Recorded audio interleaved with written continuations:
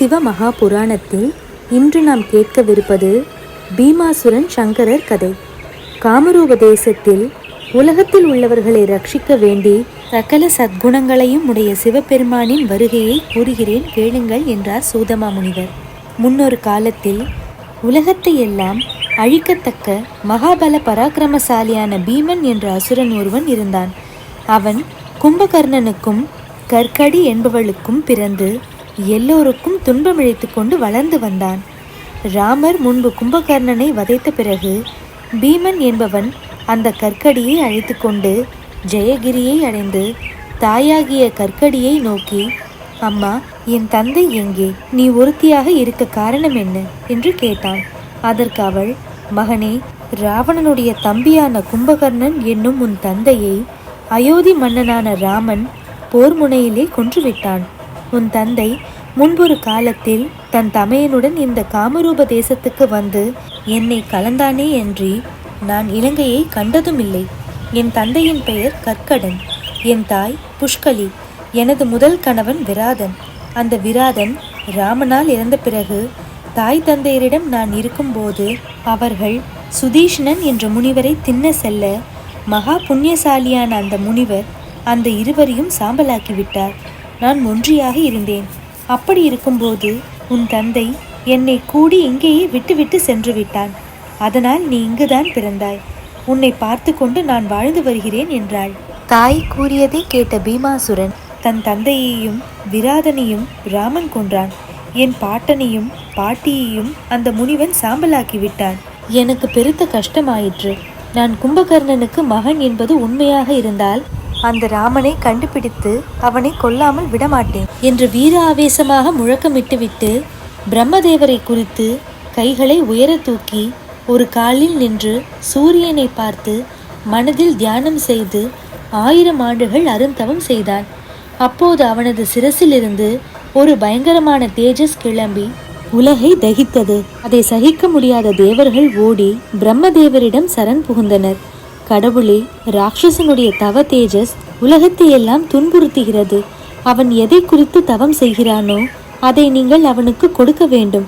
அவ்வாறு நீங்கள் செய்யாவிட்டால் நாங்கள் யாவருமே இறந்து விடுவோம் என்றார்கள். அப்போது பிரம்மதேவர் அமரர்களின் சொல்லுக்கு இணங்கி துஷ்டனான அந்த பீமாசுரன் முன்பு அன்னவாகனத்தோடு தோன்றி உன் தவத்துக்கு மெச்சினோம். நீ வேண்டுவது என்ன என்று கேட்டார். அதற்கு பீமாசுரன், சிருஷ்டிகர்த்தாவே, எனக்கு அபரிமிதமான பலத்தை கொடுக்க வேண்டும் என்று சாஷ்டாங்கமாக விழுந்து கும்பிட்டான். பிரம்மதேவர் அந்த வரத்தை கொடுத்துவிட்டு அங்கிருந்து மறைந்தார். பீமாசுரன் தன் இருப்பிடம் சேர்ந்து தன் தாயை பார்த்து, அம்மா, என் பலத்தை பார், தேவர்கள் அனைவரையும் நாசம் செய்கிறேன் என்று சொல்லி காமரூப தேசத்தை அடைந்து அங்கிருந்து பிரியதர்மன் என்ற அரசனை பிடித்து விலங்கிட்டு அவனது அரண்மனையில் இருந்த யானை, சேனை, சத்திரம், சாமரம் முதலிய தனங்களையெல்லாம் எடுத்துக்கொண்டு அந்த ராஜ்யத்தை தனதாக்கி கொண்டான். உரிமை பறிப்போன அரசனோ சிறைச்சாலையில் இருந்து கொண்டே பரம ரகசியமாக பார்த்திவ பூஜையை செய்து கொண்டும் கங்காதேவியை பலவாறு மானசீகமாக தியானித்து கொண்டும் இருந்தான். அப்படியே அவன் மனம் தியானத்தில் மூழ்கிவிட்டது. அவனது பூஜையெல்லாம் சிவபெருமானுக்கு பிரியமாயின. அவன் பஞ்சாட்சர மந்திரத்தை பிரணவத்தோடு உச்சரித்து கொண்டிருந்தான்.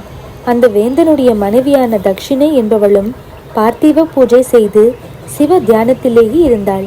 அவர்கள் இருவரும் இவ்வாறு இருக்கும்போது பீமாசுரன் சகல உலகங்களையும் வென்று அடக்கி புண்ணிய கர்மங்களையெல்லாம் நாசப்படுத்தி தேவர்களையும் முனிவர்களையும் துன்புறுத்தி கொண்டே ஏக சக்கரவர்த்தியாக சர்வாதிகார வெறியோடு அரசாண்டு வந்தான். மக்கள் அனைவரும் மகாகோச நதி தீரத்தில் சிவ பூஜையும் சிவ தியானமும் செய்து கொண்டிருந்தார்கள். அவர்கள் செய்யும் பூஜைக்கு மகிழ்ந்த சிவபெருமான் அவர்கள் முன்பு தோன்றி, உங்களுக்கு என்ன வரம் வேண்டும் என்று கேட்டார். அதற்கு அவர்கள், சர்வேஸ்வரா, தங்களுக்கு தெரியாதது ஒன்றுமில்லை.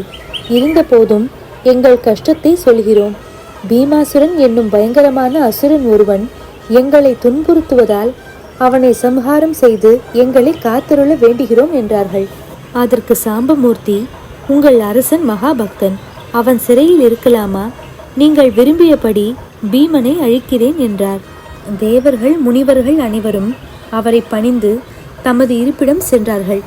அப்போது பிரியதர்மன் பார்த்திவ பூஜை செய்து வருவதை அறிந்த சில அரக்கர்கள் பீமாசுரனை அடைந்து, சிறையில் இருக்கும் அரசன் உன் விஷயமாக ஏதோ செய்து வருவதாக தெரிகிறது, ஆகவே செய்ய வேண்டியதை விரைவில் செய்யுங்கள் என்றார்கள். பீமாசுரன் கோபம் கொண்டு அந்த அரசனை கொல்ல வேண்டும் என்று உடைவாளை உருவிக்கொண்டு அரசனிடம் வந்து, என்ன செய்கிறாய்? உண்மையை சொல்லாவிட்டால் உன்னை கொன்று விடுவேன் என்றான். பிரிய தர்ம அரசன் சத்தியவான், ஆகையால் அவன் வருவது வரட்டுமே என்று நான் சிவபூஜை செய்கிறேன். பரமேஸ்வரன் இதில் இருக்கிறார், என் பூஜைக்கு ஏற்ற பயனை தருவார். நான் சிவபெருமானை வணங்குவது வழக்கம், உனக்கு என்ன விருப்பமோ அதை செய்து கொள்ளலாம் என்றான். அதற்கு பீமாசுரன், நான் அந்த சங்கரனை அறிவேன். என் மூதாதையான ராவணன் அவனை கைலாயத்தோடு தூக்கிவிட்டான். அவன் என்னை என்ன செய்து விடுவான்? அவனை துதித்தா நீ என்னை ஜெயிக்க முடியும். இந்த லிங்கத்தை தொலைவில் எறிந்துவிடு, அப்படி செய்யாவிட்டால் இதோ என் பராக்கிரமத்தை பார் என்றான். அதற்கு அரசன், நான் சிவபூஜையை விட்டுவிட்டாலும் தயாளரான சிவபெருமான் உன்னை விடமாட்டார் என்றான். பீமாசுரன் சிரித்தான். இந்த மண்ணல்ல தெய்வம், நானே தெய்வம் என்று கர்ஜித்தான். அதற்கு அரசன், அப்படி சொல்லிக் கொள்வது நீ ஒருவன்தான், நான் உன்னை தெய்வம் என்று சொல்ல மாட்டேன் என்றான். உடனே பீமாசுரன், உன் கடவுள் உண்மையில் இருந்தால் தன் பலத்தை என்னிடம் காட்டட்டும் என்று கூறி தன் உடைவாளை எடுத்து அரசனை வெட்டுவதற்காக பாய்ந்தான். அதற்குள் அந்த பார்த்திவ லிங்கத்திலிருந்து சிவபெருமான் தோன்றி, நான் பீமேஸ்வரன், இந்த அரசனை காக்கவே நான் இங்கு வந்தேன். உத்தமர்களை காப்பதே என் விரதம், ஆகவே இவனை காக்கிறேன் என்று தன் பினாகவில்லை வளைத்து அம்பு தொடுத்து பீமாசுரனின் உடைவாளை உடைத்தெறிந்தார். பீமாசுரன் திருசூலத்தை வீசினான். அதையும் ஈஸ்வரன் 100 துண்டுகளாக்கினார். கத்தி, ஈட்டி, வேல் முதலியவற்றை வீச அவற்றையெல்லாம் பொடி பொடியாக்கினார் பரமன். உடனே அசுர வீரர்கள் அணி அணியாக வந்தனர். பிரமத கணங்கள் வரிசை வரிசையாக வந்தனர். பெரும் போராட்டம் நிகழ்ந்தது. உலகங்கள் நடுங்கின, நட்சத்திரங்கள் உதிர்ந்தன, கடல்கள் கொந்தளித்தன, மலைகள் குலுங்கின, தேவர்கள் நடுங்கினர்.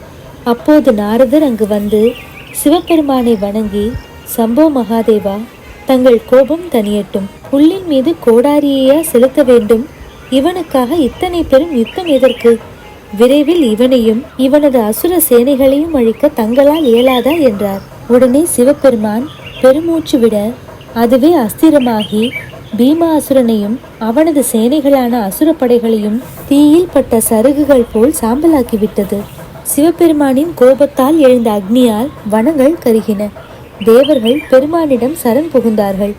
பிறகு சிவபெருமான் சாந்தமடைந்து அவர்கள் வேண்டுதலுக்கு இறங்கி பீமசங்கரர் என்ற திருப்பெயருடன் அங்கு எழுந்தருளி இருக்கிறார்.